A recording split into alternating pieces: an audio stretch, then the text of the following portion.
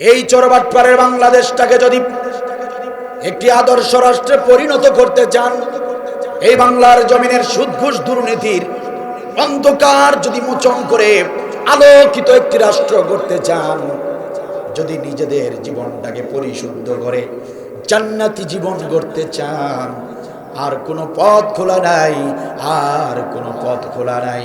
কোরআনুল কারীমের সংবিধান একটাবারে দেশে দরকার। কিতাবুন আনজালনাহু ইলাইকা লিতুখরিজান নাসা মিনাজ জুলুমাতি ইলান নূর। আল্লাহ রাব্বুল আলামিন বলেন, গোলামেরা শোনো, ও গোলামেরা, কি ভেবেছো কোরআনুল কারীম আমি এমনি এমনি নাজিল করেছি নাকি? কি ভেবেছো গোলামেরা? কোরআনুল কারীম আমি এমনি এমনিতেই নাজিল করি নাই। কোরআনুল কারীম রং তামাশার জন্য আমি নাজিল করি নাই। আমি আল্লাহ রাব্বুল আলামিন কোরআনুল কারীম এই কারণে নাজিল করেছি, এই কোরআনুল কারীম তোমাদেরকে সমস্ত অজ্ঞতা থেকে, মূর্খতা থেকে, জাহিলিয়া থেকে এই কোরআনুল কারীম তোমাদেরকে আলোর পথ দেখাবে। আমি কোরআনুল কারীম এই জন্য নাজিল করেছি, এই কোরআনুল কারীম সুদ ঘুষ দুর্নীতির সমস্ত আধার থেকে তোমাদেরকে একটা ইনসাফ ভিত্তিক রাষ্ট্রে পরিণত করে। বারের ফরজ আমল, 14 বারের ফরজ আমল রোজা রাখা, সেটাও আপনি খুব যত্ন সহকারে রাখেন। আলহামদুলিল্লাহ, মাহে রমজানে রোজা রাখা এটাও মুমিনদের একটা অন্যতম বৈশিষ্ট্য, ঠিক কিনা বলেন? সম্মানিত ভাইরা আমার, আল্লাহ তাআলা আপনাকে সাধ্য দিয়েছেন, সামর্থ্য দিয়েছেন, হালাল ইনকামের টাকা পয়সা দিয়ে হজ করে আসলেন। আলহামদুলিল্লাহ, হজ করা এটাও মুমিনের একটা বৈশিষ্ট্য। প্রকৃত মুমিন আপনি, এজন্যই আপনি হজ আদায় করেছেন। আলহামদুলিল্লাহ, একবারের ফরজ নির্দেশ হজও আপনি যত্ন সহকারে আদায় করলেন। 14 বারের 34 বারের ফরজ আমল যাকাত আপনি সম্পূর্ণ টাকা পয়সা সম্পত্তির হিসাব করে করে প্রতি বছর যাকাত আদায় করেন। আলহামদুলিল্লাহ, ভালো কথা, এটাও মুমিনের একটা অন্যতম বৈশিষ্ট্য। 34 বারের ফরজ আপনি এত সুন্দর করে আদায় করেন। ও আমার একান্ত আপনজনেরা, ও চাচামি, আমার ভাইয়েরা, কান লাগিয়ে শোনেন। আপনি 82 বারের নামাজের প্রতি এত যত্নবান, আপনি 14 বারের রোজার প্রতি আপনি এতটা যত্নবান, একবারের নির্দেশ হজের প্রতি আপনি এতটা যত্নবান, আপনি 34 বারের নির্দেশ যাকাতের প্রতি এতটা যত্নবান। সেই কোরআনের ভিতরেই, সম্মানিত ভাইরা, সেই কোরআনের ভিতরেই 917 বার যে আমলটাকে তাগিদ দেওয়া হলো, 917 বার যে আমলের নির্দেশ আসলো, সেই জিহাদের আমল আপনি করলেন না, সেই জিহাদের আমল আপনার ভালো লাগলো না, সেই জিহাদের আমল আপনি অবহেলা করলেন, আপনি নিজেও জিহাদের আমল করলেন না। যে ভাইরা জিহাদের আমল করলো, ওই ভাইদেরকে আপনার সহ্য হলো না, সেই ভাইদেরকে আপনার সহ্য হয় না। জিহাদের আমল আপনার মোটেও ভালো লাগে না। জিহাদের আমল যারা করে তাদের বিরোধিতা করেন, জিহাদের আমল যারা করে তাদের সমালোচনা নিয়ে সারাটা দিন ব্যস্ত থাকেন। জিহাদের আলোচনা, জিহাদের আমল যারা করে তাদের বিরোধিতা করেন, ষড়যন্ত্র করেন। ওয়াল্লাহি ওয়াল্লাহি, আল্লাহর নামের কসম করে বলে যাচ্ছি, আপনি 82 বারের নামাজ, 14 বারের রোজা, সম্মানিত ভাইয়েরা 34 বারের যাকাত, সব আমল করার পরেও 917 বারের জিহাদের আমলটাকে অবহেলা করার কারণে, অস্বীকার করার কারণে, বিরোধিতা করার কারণে কাল হাসরের ময়দানে জাহান্নাম ছাড়া আর কোনো পথ থাকবে না।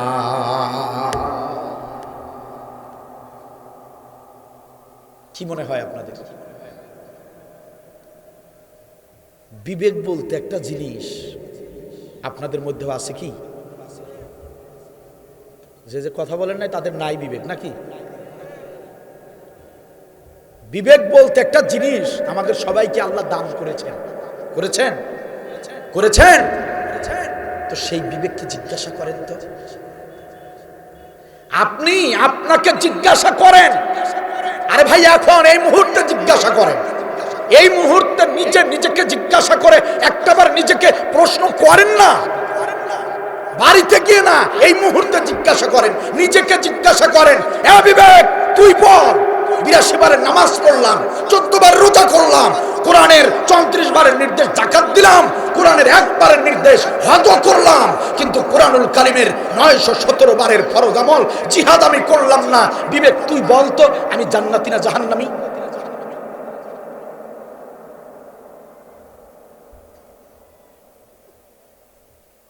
জবাব পাইছেন?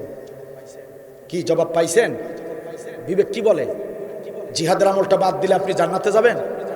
কি বলছে বিবেক? বিবেক কি বলেছে? আমার আল্লাহ যে কথাটা বলেছে আপনাদের বিবেকটাও সেই একই কথা বলেছে। আল্লাহ বলেছেন ইয়ালামিল্লাহুল্লাযিনা জাহাদু মিনকুম।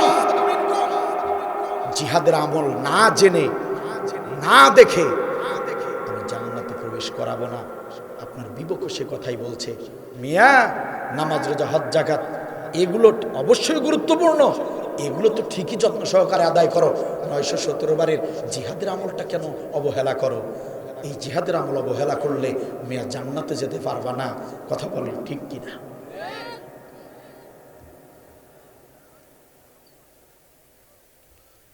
দেখুন কুরআনুল কারীমে আল্লাহ তাআলা কি বলেন। জিহাদের আমল তো ভালো লাগে না, শোনেন না আল্লাহ কি বলছেন। ইন্নাল্লাহা, নিশ্চয়ই আল্লাহ, ইউহিব্বুল লাযিনা, ওই গোলামদেরকে মহব্বত করেন। কে? কথা বলেন, জোরে বলেন, কে? আল্লাহ। আল্লাহ নিজেই বলতেছেন নিশ্চয়ই আমি আল্লাহ ওই গোলামদেরকে মহব্বত করি, ভালোবাসি। ইউকাতিলুনা ফি সাবিলিহি, যারা দিন কায়েমের জন্য লড়াই করে, জিহাদ করে, সংগ্রাম করে, আমি ওই গোলামদেরকে বেশি মহব্বত করি। সুবহানাল্লাহ বলবেন না? তাহলে জিহাদের আমল করলে আল্লাহ মহব্বত করেন, আল্লাহ ভালোবাসেন, এতে সন্দেহ আছে? অথচ বিগত 16টি বছর যারা এদেশ শাসন করেছে, আল্লাহর কাছে যারা প্রিয় বান্দা ছিল, ওই জালিমদের কাছে ওরাই ছিল দেশের শত্রু। ঠিক কিনা বল? ওই জালিমদের কাছে এরা ছিল ঘৃণ্য। ওই বিগত জালিম সরকারের কাছে যারা জিহাদের আমল করেছে তারা ছিল দেশদ্রোহী, তারা ছিল রাজাকার। জালিমদের কাছে তারা ছিল মানবতা বিরোধী। ঠিক কিনা বল? এখন হিসাব মেলান। আল্লাহর কাছে যারা পছন্দের, বাতিলের কাছে তারা হবে ঘৃণ্য। এটাই তো বাস্তব, নাকি? কথা কি বুঝতেছেন আমার? আল্লাহর কাছে যারা পছন্দের, তারা আল্লাহর শত্রুদের কাছে তারা হবে ঘৃণ্যতম। এজন্য দেখেছেন আপনারা, জিহাদের কথা যারাই বলেছে, জিহাদের আমল যারাই করেছে, ইসলামী আন্দোলন যারাই করেছে, দিন কায়েমের আন্দোলন যারাই করেছে, তাদের উপরেই নির্যাতন চলেছে, তাদের বিরুদ্ধেই মিথ্যা মামলা হয়েছে, তাদেরকেই মিথ্যা মামলা দিয়ে, প্রহসনের রায় দিয়ে বছরের পর বছর জেলখানায় আটকে রাখা হয়েছে। ঠিক কিনা বলে? সম্মানিত ভাইয়েরা আমার, ওই জালিমদের কাছ থেকে সাধারণ মুসলমানরা পর্যন্ত রেহাই পায়নি। দাড়ি আর টুপি এরকম কিছু মৌলবী আলেম, তাদেরকেও নিরপরাধী মানুষদেরকেও ধরে জেলখানায় পাঠিয়ে দিয়েছিল তারা। ঠিক কিনা বলে? আপনারা অনেকেই জানেন, আমিও কয়েকবার জেলখানায় গিয়েছি। মিথ্যা মামলা, সন্ত্রাসী মামলা, এরকম বিভিন্ন মামলা দিয়ে জেলের ভিতরে ঢুকিয়ে রেখেছে। সম্মানিত ভাইয়েরা আমার, শুধু মামলায় দিয়েছে তাই নয়, একবার আমাকে গ্রেপ্তার করে ওসি সাহেব থানার ভিতরে আমার চোখ বেঁধে ফেললেন। চোখ বেঁধে হাতে একটা লাঠি নিয়ে আমাকে বারবার জিজ্ঞাসা করতেছিলেন, হুজুর আপনি বলেন আপনার কাছে কয়টা অস্ত্র আছে? আমাকে জিজ্ঞাসা করছে কয়টা অস্ত্র আছে? আমাদের কাছে অস্ত্র আছে। এই কথা তো শয়তানও বিশ্বাস করবে না। কথা বলেন না কেন? ওরা ভালো করেই জানতো হুজুরদের কাছে কোনো অস্ত্র নাই। ওরা একটা ভালো করেই জানতো সাধারণ মানুষরা আমাদেরকে কি জানে। সাধারণ মানুষের চেয়ে ডিফেন্সের লোকেরা আমাদেরকে বেশি জানতো, কারণ দিনরাত 24 ঘন্টা ওরা আমাদের পিছেই লেগে থাকতো। আমরা কোথায় কি করি, কখন বাথরুমে আর কখন টয়লেটে যাই, সেটা ওরা নজরদারিতে রাখতো। কথা বলেন না কেন? ওরা ভালো করে জানে অস্ত্র কারবারি আমরা করি না। ওরা ভালো করে জানে আমরা মানুষ হত্যা করার রাজনীতি করি না। ওরা ভালো করে জানতো আমরা মানবতা বিরোধী নই। ওরা ভালো করে জানতো আমরা পাকিস্তানের দালাল নই। ওরা ভালো করে জানতো আমরা রাজাকার নই। ওরা ভালো করে জানতো আমরা দেশের শত্রু নয়, ওরা এটা ভালো করেই জানতো যে আমাদের যে অস্ত্র রয়েছে সেই অস্ত্রের নাম কোরআনুল কারীম। এই অস্ত্রের দাওয়াত যেভাবে আমরা দিচ্ছি, যদি এই দেশের জনগণ এই কোরআনটাকে বুঝে ফেলে, এদেশের জনগণ যদি কোরআনটাকে মানে, তাহলে এদেশে ইসলামী রাষ্ট্র কায়েম হয়ে যাবে। আর ইসলামী রাষ্ট্র যদি হুজুরেরা কায়েম করে ফেলে, তাহলে কোনো জালিম আর ক্ষমতায় আসতে পারবে না। এই ভয়ের কারণে ওরা আমাদের উপর নির্যাতন চালিয়েছে, নির্যাতনের স্টিম রোলার চালিয়েছে। ঠিক কিনা বল? আল কোরআনের আলো স্বয়ং সতেজ আলো, ইসলামের শত্রুরা হুঁশিয়ার সাবধান। মাশাআল্লাহ, জাযাকাল্লাহু খাইর। আমার আল্লাহ বলেন ওরা প্রিয় গোলাম আমার, কারা? যারা জিহাদ করে। আর জালিম সরকার বলে এরা রাজাকার, এদের ধরো, এরা মানবতা বিরোধী, ফাঁসিতে ঝুলাও। ঠিক কিনা বলে?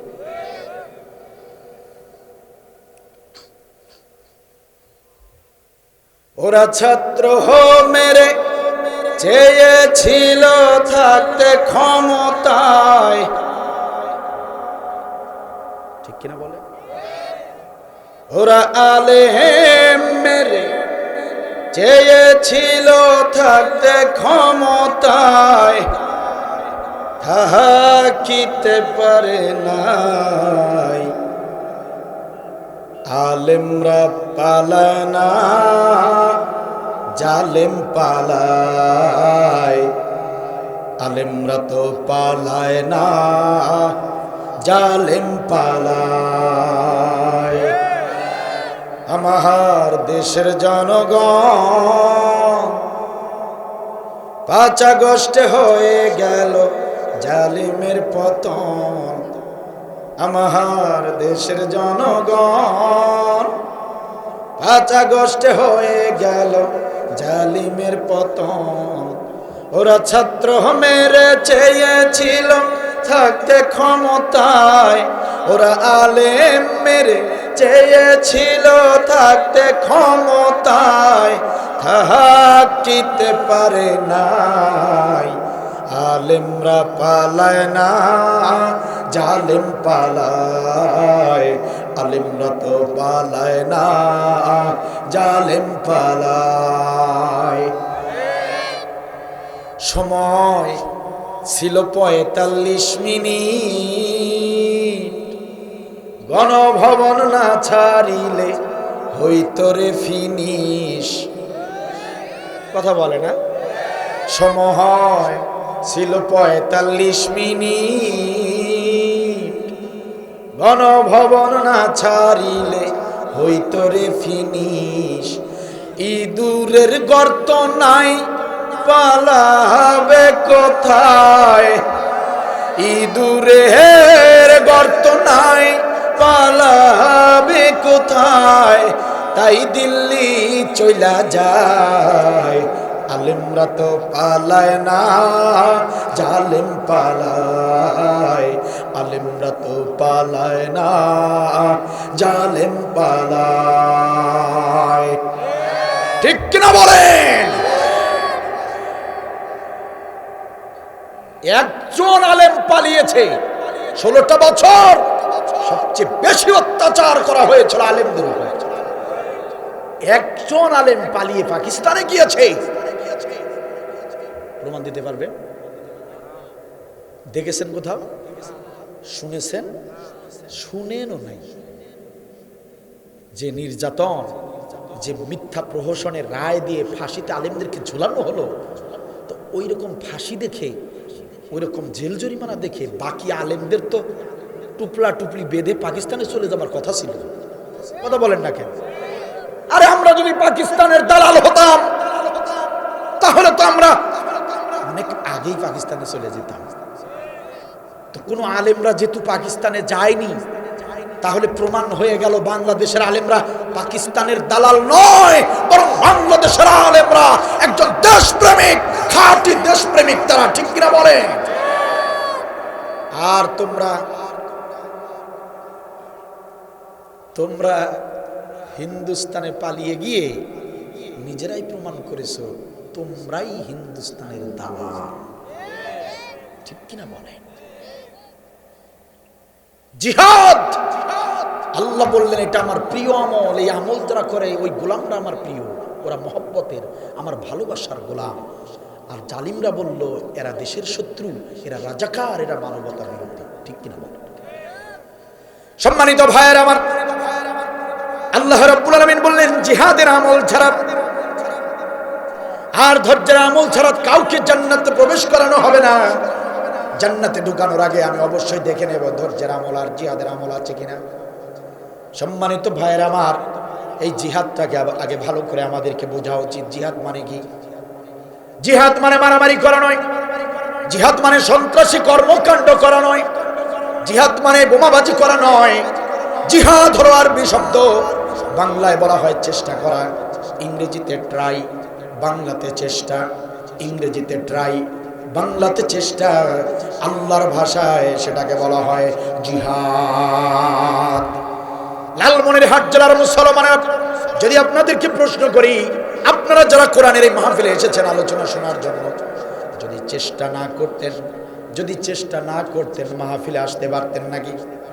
যদি চেষ্টা না করেন, আলোচনা শেষ হয়ে যাবার পর চেষ্টাটুকু যদি না করেন বাড়িতে ফিরতে পারবেন নাকি? যদি চেষ্টা না করেন, আপনার সামনে যদি খাবার দেবার হয়, খাবার যদি দেয়া হয়, আপনি যদি চেষ্টা না করেন, আপনি যদি হাত দিয়ে ওই খাবারটুকু যদি মুখে তুলে না নেন, এতটুকু চেষ্টা যদি আপনি না করেন, জিবরিল আমিন এসে আপনাকে খাওয়ায়া দিবে নাকি? তাহলে আমার ভাইরা ভালো করে বুঝে নিন, উঠতে বসতে শুইতে খাইতে এমন ছোট ছোট কাজ করতে গিয়ে যদি চেষ্টার প্রয়োজন হয়, ও লালমনিরহাট জেলার মুসলমানেরা ভালো করে বুঝে নিতে হবে কথাটা। উঠতে বসতে শুইতে খাইতে এমন ছোট ছোট কাজ করতে গিয়ে যদি আমাদেরকে চেষ্টা করতে হয়, তাহলে আল্লাহর এই জমিনে কোরআনের রাজ কায়েমের লক্ষ্যে, দিনকে প্রতিষ্ঠিত করার লক্ষ্যে একটাবার জবান খুলে বলেন চেষ্টা করার দরকার আছে না নাই? আল্লাহ রাব্বুল আলামিন সেই কথাটাই বলেছেন, গোলামেরা কোনো কাজই তো হয় না চেষ্টা ছাড়া। তাহলে তোমার জমিনে যদি দিন কায়েম না থাকে, তোমার বাংলাদেশে যদি কোরআনের রাজ কায়েম না হয়ে থাকে, তাহলে তোমাদের ওই রাষ্ট্রকে কোরআনের রাজ কায়েম করতে হবে, ইকামাতে দিন করতে হবে, দিনকে প্রতিষ্ঠিত করতে হবে। আর সেই দিনকে যদি প্রতিষ্ঠিত করতে চাও রে গোলাম, চেষ্টার বিকল্প কিছু নাই। সুতরাং গোলাম চেষ্টা করো, চেষ্টা করো, কোরআনটাকে সংসদে পাঠানোর চেষ্টা করো, চেষ্টা করো, চেষ্টা করো, চেষ্টা করো। ওই চেষ্টার নাম হলো আল্লাহর ভাষায় জিহাদ। চেষ্টা করো, যেভাবে চেষ্টা করলে কাজ হবে। প্রাণপণ চেষ্টা, যথাসাধ্য চেষ্টা, যেভাবে যে পথে যে সিস্টেমে চেষ্টা করলে দিন কায়েম হবে, ওইভাবে চেষ্টা করার নাম জিহাদ। সুবহানাল্লাহ বলবেন। আমার ভাইয়েরা কান খুলে শোনেন,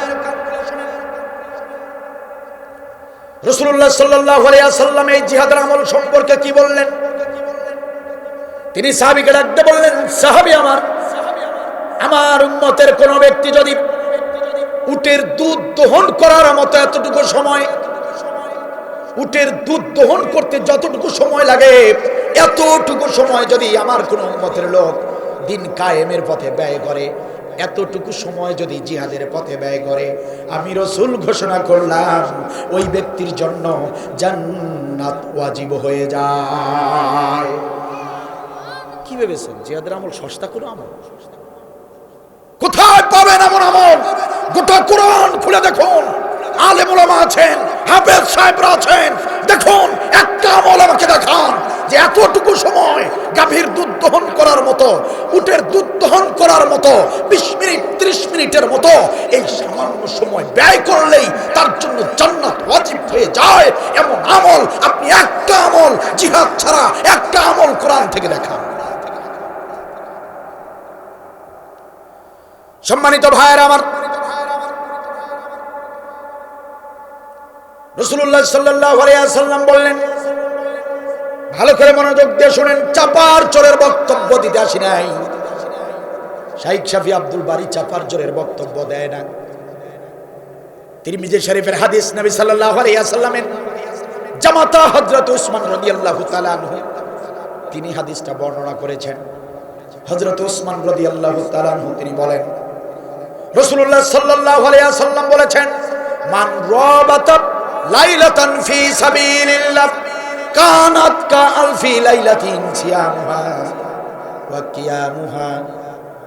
নবী সাল্লাল্লাহু আলাইহি ওয়াসাল্লাম বলেন, ও হযরত ওসমান শোনো, আমার জামাতা ওসমান, ও হযরত ওসমান শোনো, কোন ব্যক্তি যদি 1000 রাত দাঁড়িয়ে দাঁড়িয়ে নামাজ আদায় করে আর 1000 দিন যদি রোজা রাখে, ভালো করে বুঝতে হবে হাদিসটা, 1000টা দিন যদি কেউ রোজা রাখে, 1000টা রাত, সারাটা রাত দাঁড়িয়ে দাঁড়িয়ে যদি কেউ নামাজ আদায় করে, ওই ব্যক্তির আমল নামায় যতটুকু সওয়াব লেখা হয়, মান রাবাতা লাইলাতান ফি সাবিলিল্লাহ, নবী বলেন দিন কায়েমের পথে, ফি সাবিলিল্লাহর পথে, জিহাদের পথে যদি কেউ একটা রাত জাগ্রত থাকে, একটা রাত যদি কেউ দিন কায়েমের পথে, একটা রাত যদি কেউ জাগ্রত থাকে, 1000 দিনের রোজা আর 1000 রাতের নামাজের চেয়েও একটা রাত জিহাদের পথে জাগ্রত থাকলে তার আমল নামায় বেশি সওয়াব দেওয়া হয়। কোথায় পাবেন? সম্মানিত ভাইয়েরা আমার, মনোযোগ দিয়ে শুনে যান, হতে পারে আজকের এই আলোচনায় আমাদের কারো জীবনের শেষ আলোচনা। কাল সকাল বেলার নতুন সূর্যটা দেখতে পারবো কিনা কোনো গ্যারান্টি নাই, ওয়ারেন্টি নাই। হতে পারে আজকের রাতটাই আপনার আমার জীবনের শেষ রাত, হতে পারে আজকের এই আলোচনায় কারো জীবনের শেষ আলোচনা। জীবনের শেষ আলোচনা হিসেবে অনুধাবন করে ভালো করে বুঝে শুনে যদি মানার চেষ্টা করতে পারেন, বিশ্বাস করেন আমার ভাইয়েরা, আজকের এই আলোচনায় আমাদের জন্য নাজাতের ওসিলা হয়ে যাবে ইনশাআল্লাহ। এই জন্য ভালো করে মনোযোগ দিয়ে শোনেন।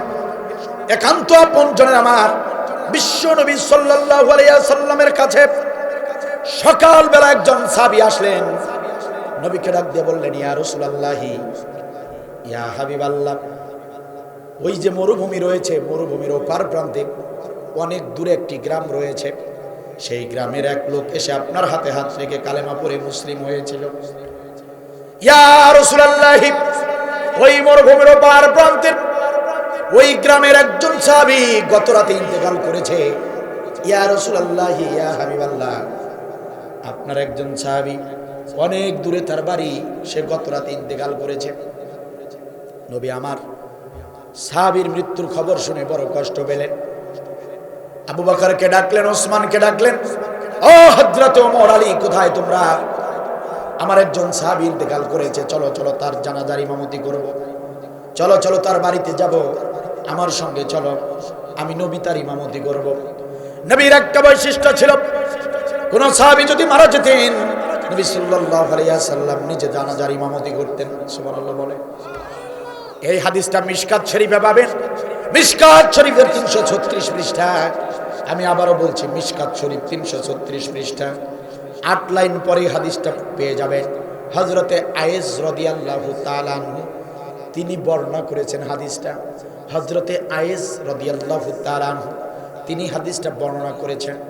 একটা ঘটনা, এই ছোট্ট একটা হাদিস যদি ভালো করে বুঝতে পারেন, আমার বিশ্বাস 2 ঘন্টার আলোচনা শুনলে যা বুঝবেন, এই হাদিসটা ভালো করে বুঝলে সেরকম একটা বুঝ আপনাদের ভিতরে চলে আসবে ইনশাআল্লাহ।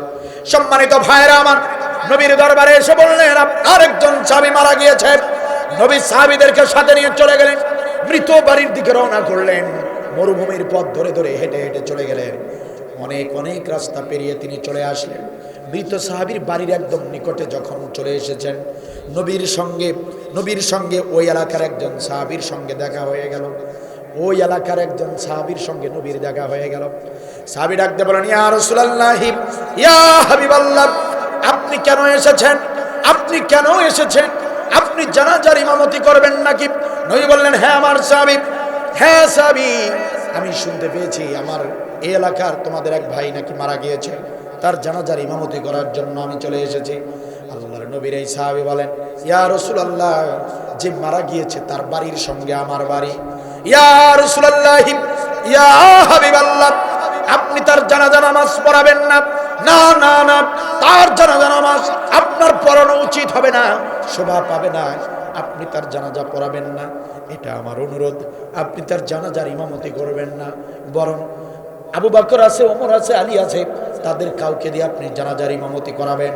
কারণ আপনি তো নবী জানেন না, আমি তার প্রতিবেশী, আমি ভালো করে জানি যে ব্যক্তিটা মারা গিয়েছে সে মুসলমান ঠিক, কিন্তু জীবনে কোনো ভালো আমল করে নাই, নাম কাওয়াজতে একজন মুসলমান ছিল, ওই ব্যক্তি বিনা হিসাবে জাহান্নামে যাবে। সুতরাং একজন জাহান্নামী ব্যক্তির জানাজা নামাজ জান্নাতি নবী পড়াতে পারে না।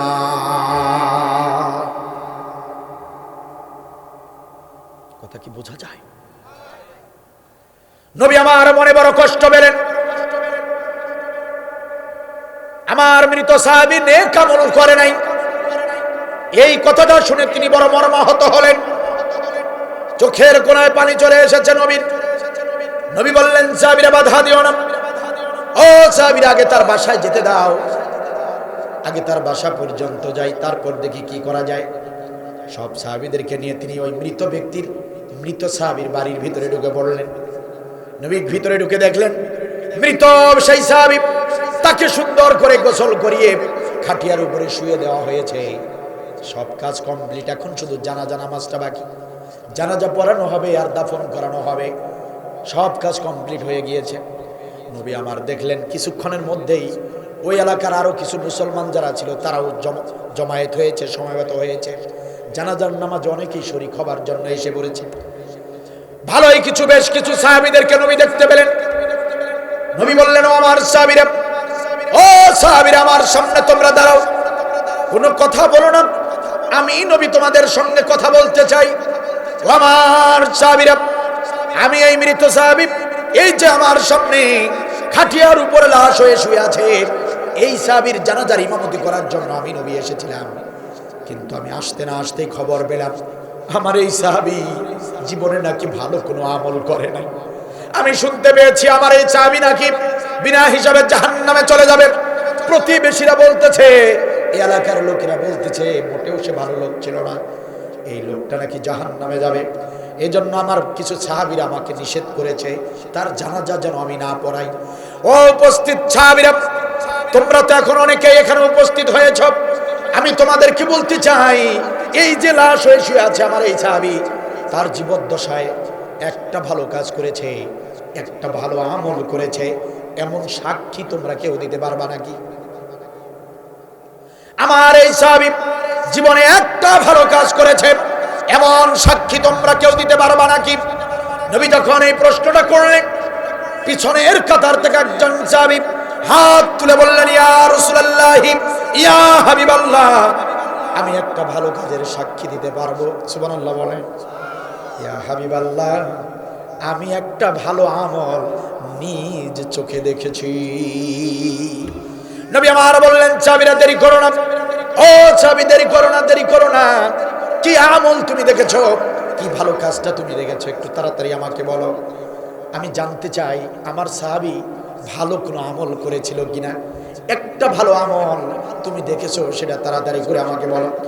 আল্লাহর নবীর সাহাবী বলেন, ইয়া রাসূলুল্লাহ, ইয়া হাবিবাল্লাহ, এই তো কিছুদিন আগের ঘটনা, আপনার নির্দেশে আমরা জিহাদের ময়দানে গেলাম, আপনার নির্দেশে আমরা মুজাহিদরা কাফেলা নিয়ে যুদ্ধের ময়দানে চলে গেলাম, কাফের বেঈমানদের সঙ্গে যুদ্ধ করলাম, কাফের বেঈমানদেরকে কতল করে করে কালেমার নিশান, কালেমার পতাকা উড্ডীন করে বিজয়ের নিশান ছিনিয়ে আমরা সবাই মিলে হাসি খুশি ভাবে বাড়ির দিকে ফিরতেছিলাম। আমরা মুজাহিদ সাহাবীরা কাফেরদেরকে পরাস্ত করে বিজয় নিশান হাতে নিয়ে আমরা যখন কাফেলা নিয়ে বাড়ির দিকে ফিরতেছিলাম, ফিরতে ফিরতে রাস্তার উপরে রাত হয়ে গেল, অন্ধকার নেমে আসলো, এজন্য আমরা যাত্রা বিরতি করলাম। কারণ মুজাহিদ যারা কাফেরদের সঙ্গে যারা যুদ্ধ করে তাদেরকে রাতের বেলা চলতে আপনি নিষেধ করেছিলেন, আপনি আমাদেরকে বারবার এই পরামর্শ দিয়েছিলেন, উপদেশ দিয়েছিলেন ও মুজাহিদ সাহাবীরা, জিহাদের ময়দানে যাচ্ছ, যেতে আর আসতে যখনই রাত হয়ে যাবে তোমরা রাতের বেলা রাস্তায় থাকবা না, যাত্রা বিরতি করবা, ভালো একটা জায়গা নির্বাচন করবা, ওই ভালো জায়গায় তাঁবু স্থাপন করবা, ওই তাঁবুর ভিতরে রাতটা কাটাবা। ফজর যখন হয়ে যাবে, ফজরের নামাজ পড়ে আবার তোমরা যাত্রা শুরু করবা। কারণ মুজাহিদদের শত্রু থাকে চতুর্দিকে। রাতের বেলা মুজাহিদদেরকে যদি কাফেররা আক্রমণ করে, এজন্য নবী সব সময় মুজাহিদদেরকে এই পরামর্শ দিতেন। সাহাবী বলতেছেন, ইয়া রাসূলুল্লাহ, আমরা রাতের বেলা ফেরার সময় যখন রাত হয়ে গেল, আমরা আপনার ওই কথাটা মনে করলাম, আপনার কথাটা স্মরণ করলাম, এজন্য আমরা রাস্তায় থাকলাম না, আমরা একটা ভালো জায়গা দেখলাম, একটা মরুভূমি পেলাম, ওই মরুভূমিতে একটা সুন্দর জায়গা দেখে তাঁবু স্থাপন করলাম। সকাল যখন হয়ে যাবে, ফজরের ওয়াক্ত যখন হয়ে যাবে, ফজরের সালাত আদায় করে আমরা আবার যাত্রা শুরু করব, বাড়িতে চলে যাব। ইয়া রাসূলুল্লাহ, ঘটনাটা শুনেন। ও গো নবীজি, আমরা সুন্দর করে তাঁবু স্থাপন করলাম, আমরা সবাই শুয়ে পড়লাম, কারণ আমরা অনেকেই আহত, অসুস্থ, ক্লান্ত, শ্রান্ত। জিহাদের ময়দান থেকে আমরা ফিরেছি, জিহাদের ময়দান থেকে তো সুস্থ শরীরে ফেরা যায় না।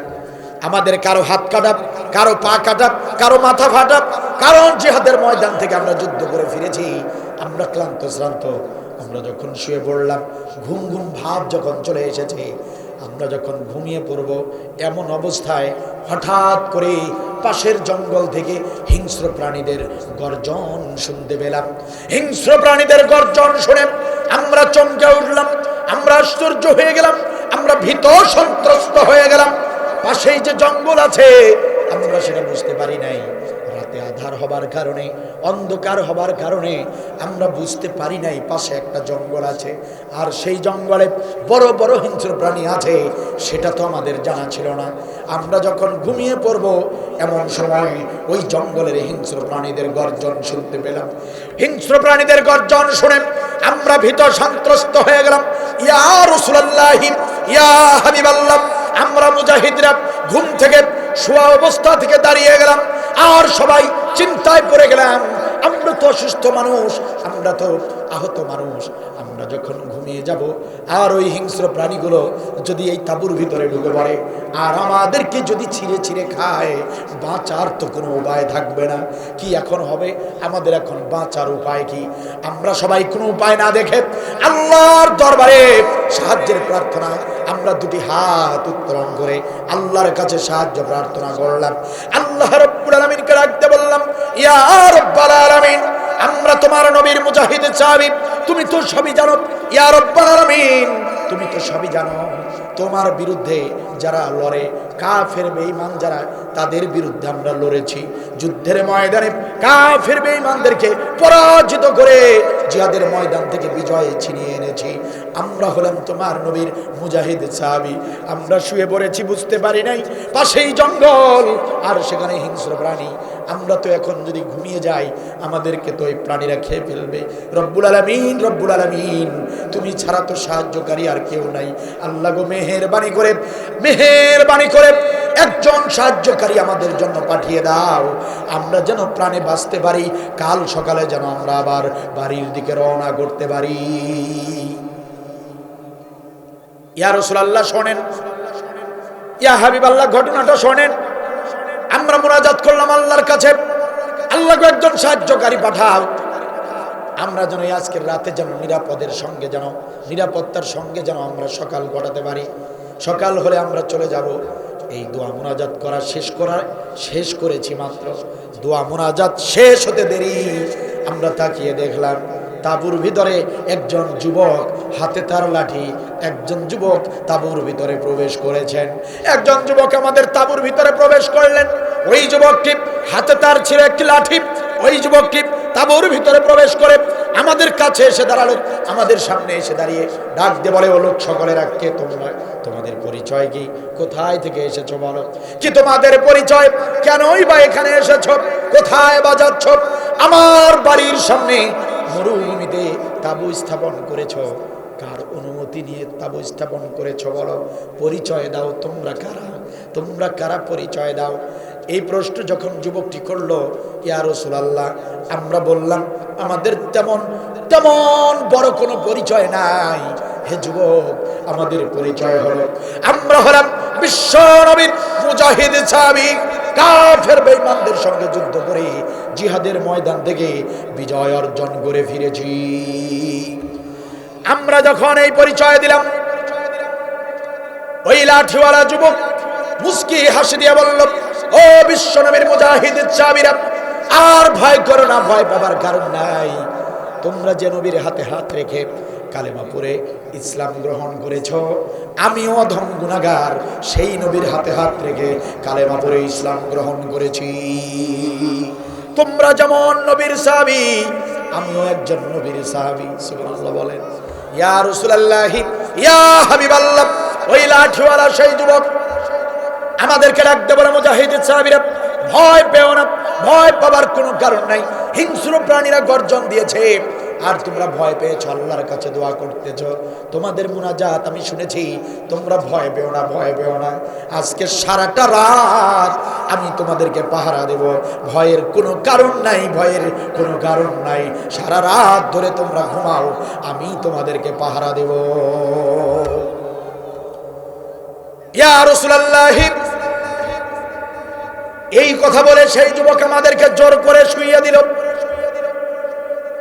আমাদেরকে শুইয়ে দিল আর বলল, মুজাহিদ সাহাবীরা শোনো, আমি এক গুনাহগার অধম ব্যক্তি, নবীর দরবারে বেশি যেতে পারি নাই, নামাজ রোজা হজ যাকাতের কোনো আমল আমার কাছে নাই। আজকে আমি একটা ভালো আমল করার সুযোগ পেয়েছি। আমি ভালো করেই জানি আসমানের নিচে আর জমিনের উপরে আল্লাহ রাব্বুল আলামিনের প্রিয় বান্দা হলো যারা মুজাহিদ। সুবহানাল্লাহ বলেন। যারা জিহাদের আমল করে তারাই হচ্ছে আল্লাহর সবচেয়ে প্রিয় গোলাম। এটা আমি ভালো করে জানি। আল্লাহর প্রিয় গোলাম তোমরা, আল্লাহর কাছে বড় মহব্বতের বান্দা তোমরা। তোমরা মুজাহিদ সাহাবী, আমি তো কোনো জিহাদের ময়দানে যেতে পারি নাই, তোমরা জিহাদের ময়দান থেকে এসেছো। এই অধম গুনাহগার ভালো কোনো আমল করতে পারে নাই, আজকে সুযোগ পেয়েছি, হাতছাড়া করব না। তোমরা সারা রাত ধরে নাক ডেকে ঘুমাও, আমি তোমাদেরকে পাহারা দেব। ইয়া রাসূলুল্লাহ, এই কথা বলে ওই যুবক হাতের লাঠিটা নিয়ে তাঁবুর চারপাশে ঘুরতে শুরু করলো। তাঁবুর চারপাশে ঘুরতেছিল আর ওই হিংস্র প্রাণীদেরকে লক্ষ্য করে ওই যুবক বক্তব্য দিতে শুরু করলো। ওই যুবক হিংস্র প্রাণীদেরকে লক্ষ্য করে বলতে লাগলো, ও জঙ্গলের হিংস্র প্রাণীরা, ও জঙ্গলের হিংস্র প্রাণীরা, খবরদার বেয়াদবি করিস না। ও জঙ্গলের হিংস্র প্রাণীরা, তোরা তো চিনিস না এই মরুভূমিতে যারা আশ্রয় নিয়েছে তাদেরকে তোরা চিনিস না। ও জঙ্গলের হিংস্র প্রাণীরা, তোরা তো জানিস না যারা আমাদের এলাকায় এই মরুভূমিতে তাঁবু স্থাপন করেছে তারা সাধারণ কোনো মানুষ নয় রে, তারা সাধারণ কোনো মানুষ নয়। আসমানের নিচে আর জমিনের উপরে এদের সম্মান মর্যাদা আল্লাহর কাছে সবচেয়ে বেশি, কারণ এরা কাফের বেঈমানদের সঙ্গে যুদ্ধ করে ফিরেছে। ও হিংস্র প্রাণীরা, বেয়াদবি করিস না, খবরদার গর্জন দিবি না। যদি খুব খিদে লেগে যায় তবে আয়, আমার গোস্ত মাংস খেয়ে যা। এই অধম গুনাহগারের গোস্ত মাংস খেয়ে যা, কিন্তু খবরদার আল্লাহর নবীর মুজাহিদ সাহাবীদের ঘুমের ভিতরে বিরক্ত করবি না। ইয়া রাসূলুল্লাহ, ইয়া হাবিবাল্লাহ, ওই যুবক এভাবে হিংস্র প্রাণীদেরকে হুমকি দিতে শুরু করলো, ডিস্টার্ব করিস না রে হিংস্র প্রাণীরা, ডিস্টার্ব করিস না। আমরা সবাই শুয়ে পড়েছি, কখন যে ঘুমিয়ে পড়েছি নিজেরা টের পাই নাই। হজরের ওয়াক্ত যখন হয়ে গেল আমরা জাগ্রত হলাম। আমরা মুজাহিদ সাহাবীরা হজরের ওয়াক্ত জাগ্রত হয়ে তখন দেখতে পেলাম ওই যুবক তখন পর্যন্ত তাঁবুর চারপাশে হাঁটতেছে। সকাল হয়ে গেছে, তবুও ওই যুবক হিংস্র প্রাণীদেরকে ওভাবেই বারবার করে হিংস্র প্রাণীদেরকে এভাবেই গর্জন দিতে নিষেধ করতেছে। ইয়া রাসূলুল্লাহ, ইয়া হাবিবাল্লাহ, আমরা সকালবেলাও দেখলাম ওই যুবক একটু ঘুমায় নাই, সারাটা রাত এইভাবে পাহারা দিয়েছে। আর সারাটা রাত হিংস্র প্রাণীদেরকে এভাবেই হুমকি দিয়েছে যাতে করে তারা গর্জন না দেয়। আমার মনে হয় ও গো নবীজি, আমার মনে হয় এটা একটা তার ভালো আমল, কারণ একটা রাত আমাদেরকে সে নিরাপত্তা দিয়েছে। ইয়া রাসূলুল্লাহ, আমি এটার সাক্ষী, আমি এই ভালো আমলটা জানি, সেটা আপনাকে জানালাম। যে যুবকটা আমাদেরকে সারা রাত ধরে পাহারা দিয়েছিল, সেই যুবক আর কোনো যুবক নয়। ওই যে আপনার সামনে খাটিয়ার উপরে লাশ হয়ে শুয়ে আছে, ওই ব্যক্তি আমাদেরকে একটা রাত পাহারা দিয়েছে।